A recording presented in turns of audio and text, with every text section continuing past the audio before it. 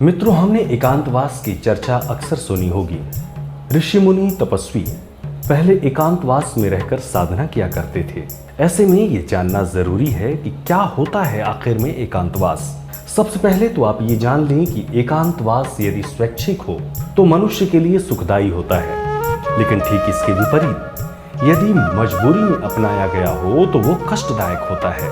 पहले के जमाने में अभिभावक जब अपनी जिम्मेदारियों से मुक्त हो जाते थे तो वानप्रस्थ आश्रम में रहना पसंद करते थे। इसका अर्थ यही था कि अपने दायित्व पूर्ण हो गए, अब हरि भजन की बेला है।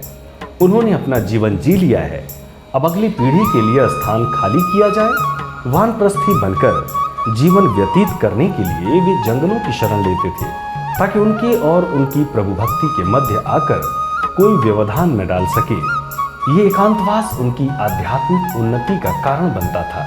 इस प्रकार चारों आश्रमों का विधिवत पालन करने से सामाजिक व्यवस्था सुचारू रूप से चलती थी। ऐसे में कुछ एकांतवास इस प्रकार के होते हैं जहां मनुष्य निराशा और हताश हो जाता है, जिसे अकेलापन कहते हैं, जिसके कई कारण हो सकते हैं। वृद्धावस्था में बच्चों के द्वारा देखभाल ना करने के कारण भी बहुत से लोगों को अकेलापन का दंश झेलना पड़ता है। बहुत सी विधवाएं घर परिवार के द्वारा दुत्कारे जाने पर काशी हरिद्वार आदि स्थानों में बहुत सारी यातनाएं सहन करने के लिए विवश हो जाती हैं। वहां ना उनके खाने की कोई व्यवस्था होती है और ना ही रहने की। वहीं इस अकेलेपन से कुछ लोग मानसिक अवसाद पीड़ित हो जाते हैं और अनेक बीमारियां उन्हें घेर लेती हैं। इस प्रकार विवशता से अपनाया गया ये एकांत काटने को दौड़ता है। इंसान को समझ ही नहीं आता कि पहाड़ जैसा दिन वो कैसे व्यतीत करे।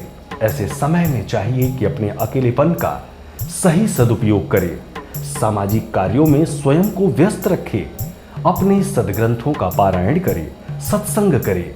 ऐसे में इस समय का सदुपयोग भी हो जाएगा और समाज में आने वाली नई पीढ़ी के लिए एक उदाहरण भी प्रस्तुत होगा। फिर किसी एकांतवास की आवश्यकता नहीं होगी। अनेकानेक लोग अपनी आध्यात्मिक उन्नति के लिए जप तप आदि करते हैं। इसके लिए उन्हें एकांत की आवश्यकता होती है। कुछ लोग एकांत में रहकर अपनी मौन साधना भी करते हैं। तब उन्हें संसार और सांसारिक कार्यकलापों से परे ईश्वर की शरण में रहना अच्छा लगने लगता है। कुछ साधु सन्यासी तो आज भी जंगलों या गुफाओं में साधना करते हुए मिल जाते हैं। ऐसे महानुभावों को देश दुनिया से कुछ भी लेना देना नहीं होता। वो तो बस अपना जीवन हरि भजन में बिताते हैं। बहरहाल जीवन में एकांत का सदुपयोग हमें अपनी आंतरिक शक्तियों को बढ़ाने के लिए करना चाहिए। अपना समय सत्संग, भजन, संकीर्तन में देना चाहिए, जिससे जीवन सुखमय बन सके। सब्सक्राइब करें टोटल भक्ति को।